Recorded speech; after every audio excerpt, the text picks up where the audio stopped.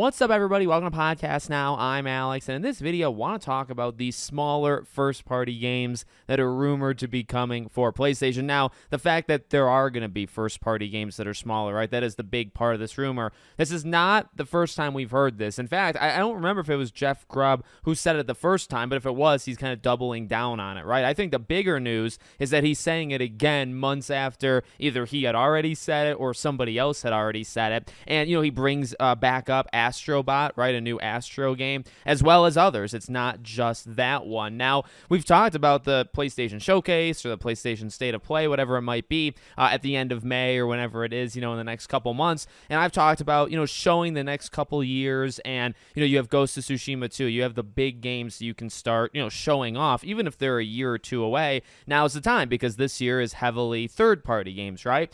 Well, honestly, we've covered this news story or rumor story before, but I kind of forgot this even a few days ago, right, when we covered this State of Play or Showcase thing. You could absolutely take the opportunity in May to fill in your schedule where you feel necessary, right? So you got Stellar Blade. You, of course, have Silent Hill 2, and I'm sure that will be there. That's a very good prediction, I would say. But now is the time that if you have an Astrobot game, which we have heard, again, we have heard about this game a few times before. Number one, I'm sold. I'm already sold. I think Astro's Playroom for the PS5 is controversially one of, if not the best PlayStation exclusives on the platform, on PS5. I truly believe that. What it does with the DualSense, what it does just for itself, I think it's an amazing, amazing game. Sign me up for anything Astro, and I'm pleased to see some of the responses on Twitter. Gaming Bolt did a tweet talking about this. I quote tweeted it. But you scroll down and you see a couple people, I think more than two, talking about Sly Cooper. And now let me say something, okay? The pessimist in me, and of course, we talked about Sly so many freaking times. Do I think it's going to happen? I got to say no just so that I'm not, let down, right? But let me tell you something just from the bottom of my heart. If we go into May and they do this showcase or State of Play and they have this rollout of smaller, small first-party games, if Sly Cooper is one of them, I'm going to break down on stream. I will be so freaking happy. So do I want it? Of course I want it. But regardless if it's Sly or, I see people saying SOCOM and, of course I've petitioned for Killzone and Infamous. Now, here's the thing.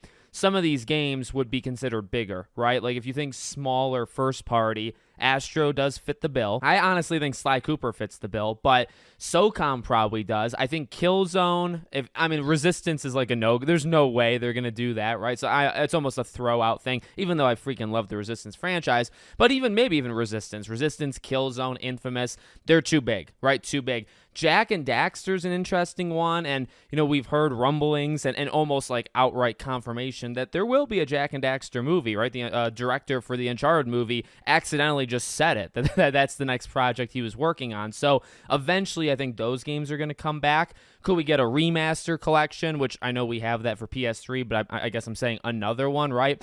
Maybe the Jack and Daxter, Sly Cooper, Astro, like that level is the level that I would imagine we get. Now, again, Jeff Grubb's never been too specific in when he said about this, some smaller first-party games. Some can mean 2, some can mean 5. It really... No, here's the thing, though. Some doesn't mean 1. I guess you can factually say that, right? So Astro being an example of one, there'd be at least one other. Honestly, when I hear some, I tend to think of like 3 or so. So hopefully that's the case, right? Because again, I think this would be a good I truly believe that. Good opportunity. This is a year where it is a lot of third party. It's Stellar Blade, it's Final Fantasy VII, it's things like that. And that's fine. I've actually, we've made videos talking about PlayStation strategy going into this year. There's a lot of complaints and there's a lot of, console wars back and forth.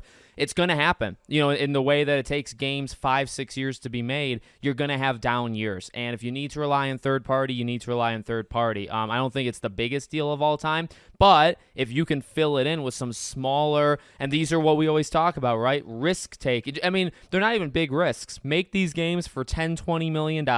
They're going to make their money back. At least I would hope so, right? Doesn't cost you $200 million, $300 million like it does for Spider-Man. You can make it back, I would say, much easier than other games. Smaller team, less time to make them. There's plenty of reasons to release smaller, whether it's first party, third party, it doesn't matter, any of these parties, right? Release smaller games for for the love of Jesus, okay? Let me know what you guys think in the comments. Make sure, as always, you're subscribed to the channel, bell icon turned on, and I hope to see you all on the next one.